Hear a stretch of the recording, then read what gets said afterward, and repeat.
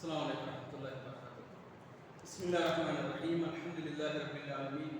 اللهم صل على محمد وعلى آل محمد كما صليت على إبراهيم وعلى آل إبراهيم إنك حميد مجيد. اللهم بارك على محمد وعلى آل محمد كما باركت على إبراهيم وعلى آل إبراهيم إنك حميد مجيد. அன்புக்குரிய சகோதரர்களே, ஒவ்வொரு நாளும் மகரிப் தொழுகைக்கு பின்பு தினமும் ஒரு இறைச்செய்தி என்ற தலைப்பில் குர்ஆன், ஹதீஸ் என்ற மார்க்க விஷயங்களையும் இஸ்லாமிய அடிப்படை கொள்கை சார்ந்த விஷயங்களையும் நாம் பார்க்கிறோம். அதன் அடிப்படையில் நாம் இன்று பார்க்கின்ற செய்தி நபிகளால் கற்றுத்தந்த சுன்னத்தான நோன்புகள் என்ற தலைப்பில் நாம் பார்க்கிறோம். நபி ஸல்லல்லாஹு அலைஹி வஸல்லம் எத்தகைய தன்னுடைய வழிமுறையில் நோட்டார்கள், எத்தகைய நோன்பை நமக்கு வலியுறுத்தினார்கள் என்பதை நாம் அறிந்து கொள்வது அவசியம். அதை நோற்றுக் கொள்வதும் அவசியமாகும். இஸ்லாம் கூறுகின்ற நல்லறங்களிலே மிக முக்கியமான ஒரு நல்லறம் நோன்பு நோற்றலாகும். நோன்பு என்பது அல்லாஹ் ரப்பல் ஆலமீன் மூமின்களுக்கு ரமலானுடைய மாதத்தில் ரமலானுடைய நோன்பை கடமையாக்கி இருக்கிறான். இதை தவிர நபி ஸல்லல்லாஹு அலைஹி வஸல்லம் அவர்கள் வலியுறுத்திய செயல்படுத்திய நோன்புகளும் உள்ளன. அந்த நோன்புகளை அல்லாஹ்வுடைய தூதர் நமக்கு வலியுறுத்தி இருக்கிறார்கள். அதை நோற்றுக்கொள்வதும் அவசியமாக இருக்கிறது. நோன்பை பற்றி அல்லாஹ் ரப்பல் ஆலமீன் குர்ஆனில் பற்றி அதை பற்றி குறிப்பிடும் போது லஅல்லக்கும் தத்தகூன், நீங்கள் இறையச்சம் உடையவர்கள் ஆகலாம் என்று குறிப்பிடுகிறார். நோன்பின் நோக்கம் அல்லாஹ் ரப்பல் ஆலமீன் இறையச்சம் என்றுதான் குறிப்பிடுகிறார். இறையச்சம் என்பது ஒரு முஸ்லிமுக்கு இன்றியமையாத மிக முக்கியமான பண்பாக இருக்கிறது. இறையச்சம் ஒன்றுதான் ஒரு முஸ்லிமை தீய காரியங்களிலிருந்து அவனை காப்பாற்றி நல்வழியை நோக்கி நகர்த்தக்கூடியதாக இருக்கிறது. அதே போல நல்ல அரங்கம் செய்வதற்கு ஒரு மிக முக்கிய காரியம் அந்த இறையச்சமாகத்தான் இருக்கிறது. அதே போல அல்லாஹ்வுடைய அன்பையும் அருளையும் பெற்றுத்தரக்கூடியதும் இறையச்சமாகத்தான் இருக்கிறது. அதே போல அல்லாஹ்விடத்தில் ஏராளமான நற்கூலியை பெற்றுத்தரக்கூடிய காரியமும் அந்த இறையச்சமாகத்தான் இருக்கிறது. இத்தகைய இறையச்சத்தை வழங்கக்கூடிய ஒரு முக்கிய நல்லறம் எது என்றால் நோன்பு நோற்பதாகும்.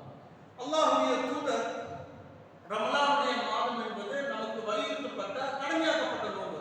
அதற்கு அடுத்த மாதம் ரமலானுக்கு அடுத்த ஷவ்வாலுடைய மாதம் வருகிறது. ஷவ்வாலுடைய மாதம் அல்லாஹ்வுடைய தூதர் நோன்பு நோக்கக்கூடியவராக இருந்தார்கள். அந்த நோன்பை பற்றி நமக்கு வலியுறுத்தி கூறக்கூடியவராக இருந்தார்கள். இந்த செய்தி சஹீஹ் முஸ்லிம் 2159வது செய்தியில் வருகிறது. அல்லாஹ்வுடைய தூதர் குறிப்பிடுகிறார்கள், மன் ஸாம ரமலான சும்ம அத்பஹு சித்தன் மின ஷவ்வால் கான சியாமு தஹர்.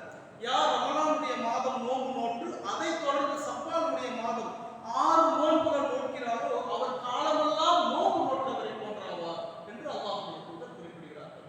ரமலானுடைய மாதம் 30 நாட்கள் அல்லாஹ் நமக்கு கடமையாக்கி இருக்கின்றார்.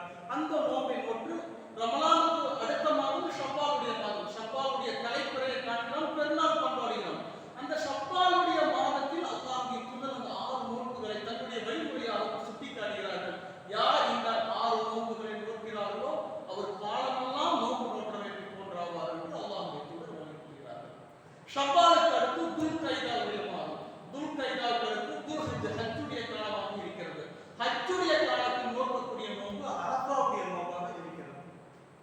ஹஜ்ஜுடைய காலம் அல்லாஹ்வுடைய தூதர் குறிப்பிடுகிறார்கள். ஹஜ்ஜுடைய அந்த துல்ஹஜ்ஜுடைய முதல் 10 நாட்கள் அல்லாஹ்வுக்கு மிக விருப்பமான நாட்களாக இருக்கிறது.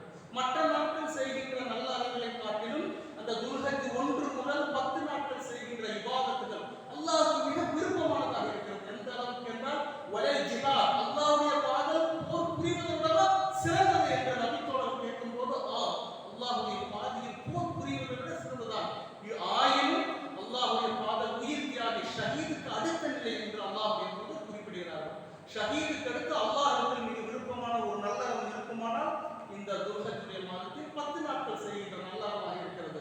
அந்த துல்ஹஜ்ஜில் 9வது நாள் யௌமுல் அரஃபாவுடைய நாள், அந்த நாளில் நோன்பு நோற்பது சுன்னத் வலியுறுத்தப்பட்ட நபி வழியாக இருக்கிறது. அல்லாஹ்வுடைய தூதர் அதை வலியுறுத்துகிறார்கள். சஹீஹ் முஸ்லிமில் வரக்கூடிய செய்தி 2152வது செய்தி. அல்லாஹ்வுடைய தூதர் சொல்கிறார்கள், யுகஃபிர் சனத்தில் மாலிய வல் பாக்கிய. யார் அந்த அரஃபாவுடைய நாளில் நோன்பு நோக்கிறாரோ, அரஃபாவுடைய துல்ஹஜ் 9வது நாளில் நோன்பு நோக்கிறாரோ அவர் முந்தைய ஓராண்டுக்கும் பிந்திய ஓராண்டுக்கும் அவருடைய பாவங்களுக்கு அல்லாஹ் பரிகாரமாக ஆக்குவான் என்று நான் எதிர்பார்க்கிறேன் என்று அல்லாஹ்வுடைய தூதர் குறிப்பிடுகிறார்கள்.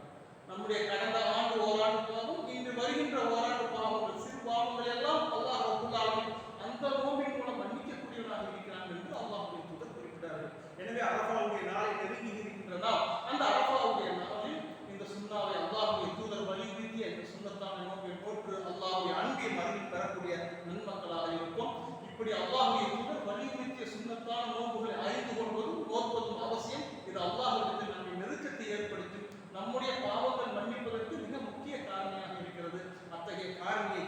வாழக்கூடிய நன்மக்களாக அல்லாஹ் ரப்பல் ஆலமீன் நம்மை